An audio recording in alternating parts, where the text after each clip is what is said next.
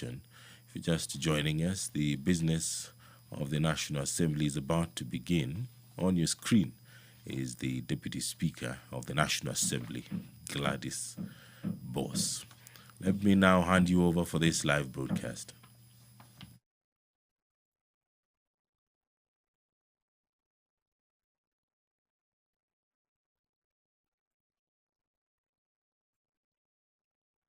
For the welfare of society and the just government of the people, we beseech you to behold with your abundant favor as your servants whom you have been pleased to call to the performance of important trusts in this republic. Let your blessings descend upon us here assembled, and grant that we treat and consider all matters that shall come under deliberation in so just and faithful a manner as to promote your honor and glory, and to advance the peace, prosperity, and welfare of our country and of those whose interests you have committed to our charge. Amen.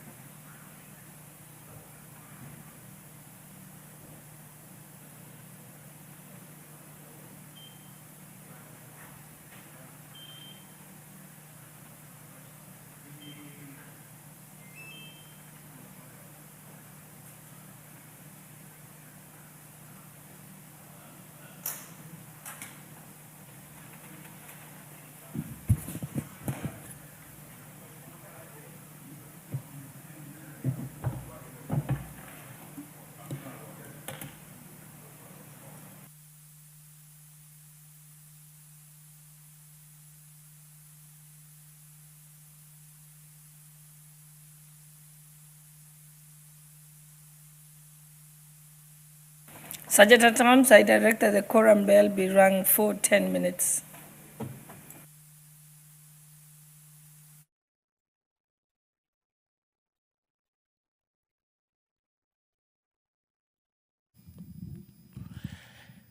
At order number 14 is the University's Amendment number 5, Bill, National Assembly Bill number 79 of 2023. This bill is courtesy of the Honorable Member, Major Dong Gadhiru. The principal object of this bill is to amend the Universities Act of 2012 to end the practice of universities offering certificate and diploma courses. This is informed by the fact that currently there are two bodies certifying certificate and diploma courses. That is the Technical and Vocational Education and Training Authority for Technical and Vocational Colleges and the Commission for University Education for the universities. This leads to inconsistencies in the content and duration of the courses. This is according to the Honorable Member. He says that universities are intended to be institutions of higher learning and academic research. In this regard, they should focus on degree and postgraduate programs as opposed to certificate and diploma courses. Further, limiting certificate and diploma courses to technical and vocational colleges, according to the Honorable Member, will increase enrollment in these institutions. He says that the technical and vocational colleges usually record low enrollment numbers despite the government investing heavily in these institutions. Clause 2 of the bill proposes to amend Section 5 of the Act to provide that the function of the Commission for University Education will be to recognize and equate postgraduate certificates and postgraduate diplomas conferred by foreign universities and institutions as opposed to basic certificate and diplomas. Clause 3 of the bill proposes to amend Section 5A of the Act to provide that the provisions of this Act supersede those of any other Act with regard of the mandate of the Commission for University Education, recognizing postgraduate certificates and postgraduate diplomas offered by universities. Clause 4 of the bill proposes to amend Section 20 of the Act to provide that universities may offer postgraduate certificate and postgraduate diploma courses and not basic certificate and diploma courses. Further, the clause provides for the saving of a student already undertaking a certificate or diploma course to enable such student complete his or her studies. Clause 5 of the bill proposes to amend Section 38 of the Act to provide that a chancellor of a university may only award postgraduate certificate and postgraduate diploma courses and not basic certificate and diploma courses. Clause 6 of the bill proposes to amend Section 56 of the Act to provide that the placement board shall not place any student in a university to undertake a diploma or certificate course. Clause 7 proposes to amend Section 70 of the Act to provide that the Commission may make regulations providing for the procedure of equating postgraduate and diploma courses conferred by foreign universities. The bill delegates legislative powers to the Cabinet Secretary. It does not limit fundamental rights and freedoms, and it does not affect the functions of the county governments, and is therefore not a bill concerning counties for purposes of the standing orders. The enactment of this bill shall not occasion additional expenditure of public funds. That bill is courtesy of the Honourable Member, Major Donk Benjamin Gadhiru. It is contained in the order of business this morning, which you can download on the Parliament of Kenya website. It is www.parliament.go.ke. That website contains quite a number of documents pertaining to the business of the National Assembly, such as this one that the members are preparing to engage in this morning. At order number 7 are statements. Some of them will be requested and others will be responded to. The Honourable Member for Ganze Constituency, Kazungu Tungule, will seek or request a statement. This is courtesy of the Standing Order 44, subsection 2C. And the statement that the Honourable Member for Ganze will request is in regards to the death of Miss Jessica Kashutu Zero in Saudi Arabia. The relevant committee is Defence, Intelligence and Foreign Relations. This committee will be tasked with the responsibility of ensuring that this statement, which will be requested by the Honourable Member for Ganze, will be replied to or responded to. The Honourable Member for Trans Nzoia County, Honourable Lillian Sioi, will also request a statement on the management of the National Spinal Injury Referral Hospital. The committee relevant is Health.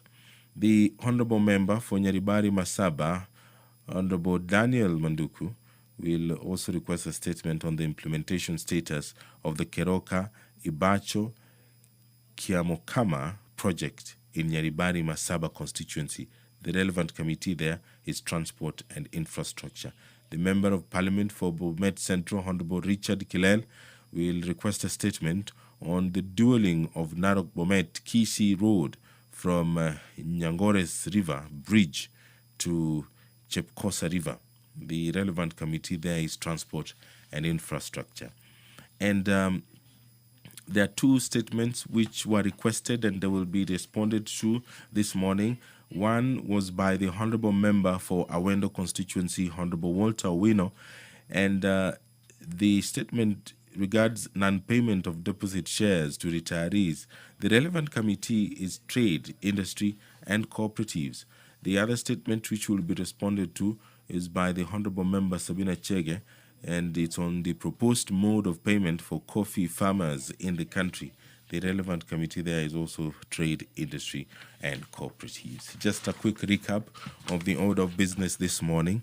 And at order 8 is the Agricultural Professionals Registration and Licensing Bill, National Assembly Bill number 19 of 2024. The debate on this bill was concluded, and the business remaining for members to do here is decide whether or not it should be read for the second time. So the Speaker will put the question and the members will be voting on that. At order 9 is a motion by the Honourable Member Rahim Dawood, and it's on the consideration of Senate amendments to the Public Service Values and Principles Amendment Bill, National Assembly Bill number 46 of 2022, and thereafter the members will proceed to the Committee of the Whole House and consider the Senate amendments to the Public Service Values and Principles Amendment Bill of 2022. At Order 11 is the Environmental Professionals Institute of Kenya Bill, National Assembly Bill number 36 of 2024. The balance of time there is 3 hours and 28 minutes. At Order 12 is the Prevention of Livestock and Produce Theft Bill, Senate Bill number 12 of 2023. At Order 13 is the Sexual Offences Amendment Bill, National Assembly Bill number 78 of 2023. And finally, at Order 14 is the Universities Amendment number 5 Bill, National Assembly Bill number 79 of 2023. Those are some of the bills and the motions that the members will be considering this morning during this morning sitting of the National Assembly. There are statements as well that will be requested, and some will be responded to before this very house this morning. This broadcast is courtesy of the Parliamentary Broadcasting Unit in conjunction with the Kenya Broadcasting Corporation, KBC, and the broadcast is available on Bunge TV as well as YouTube, courtesy of the Parliament of Kenya YouTube channel.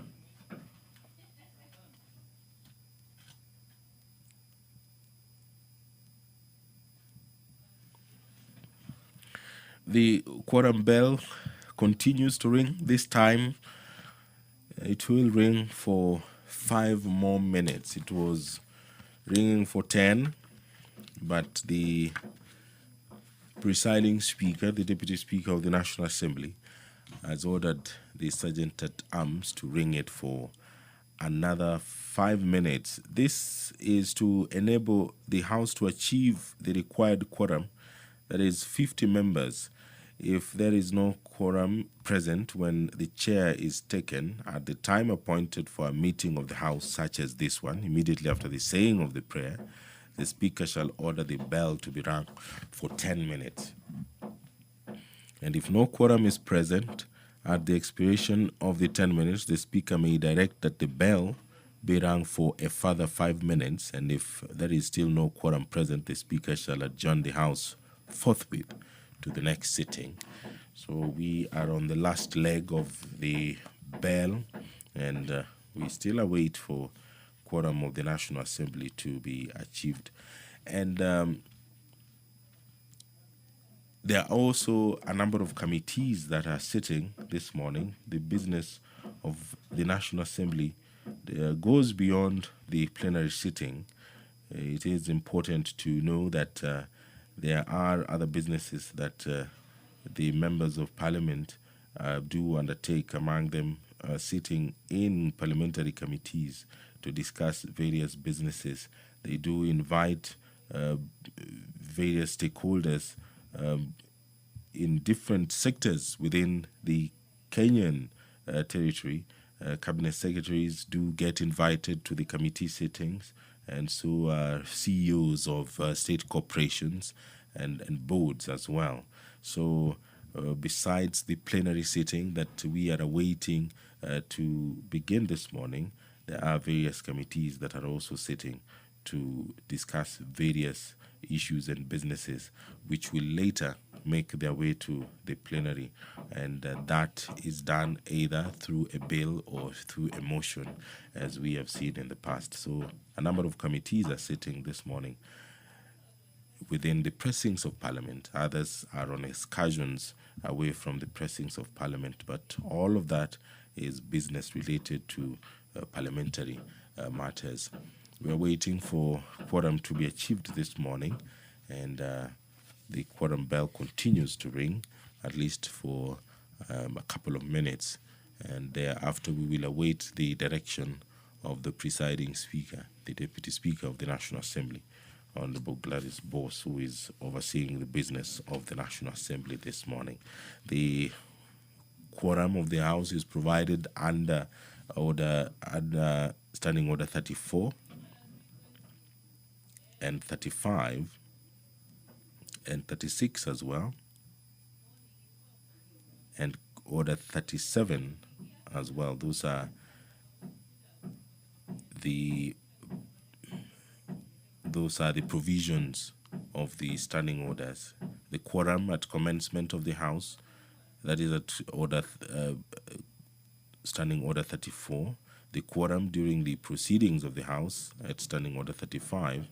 Quorum during voting or division at Standing Order 36.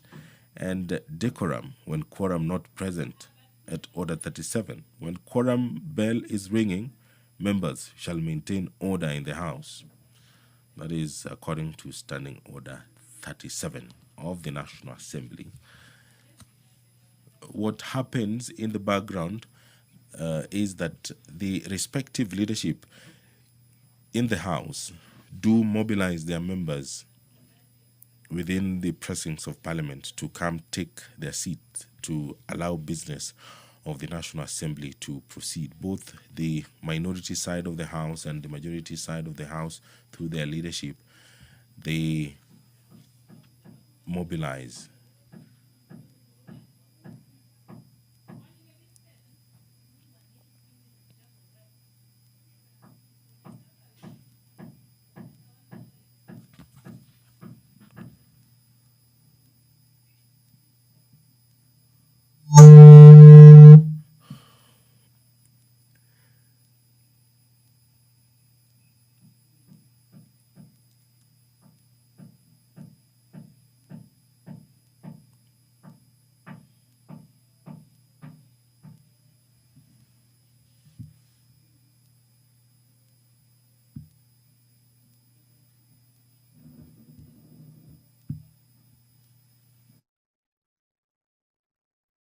Is,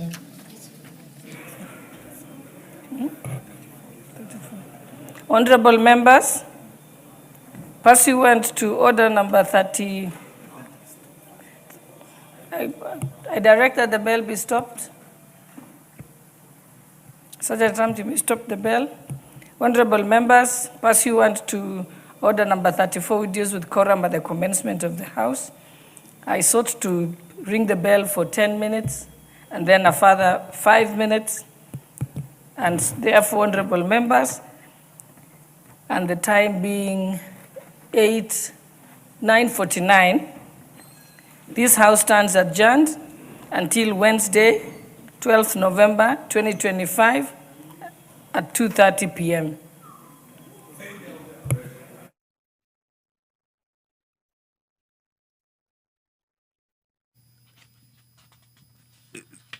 The Deputy Speaker of the National Assembly, Honorable Gladys Boss, has adjourned the House because the number required for business to begin could not be achieved. The number required was 50 members, but the House was not able to quorum this morning.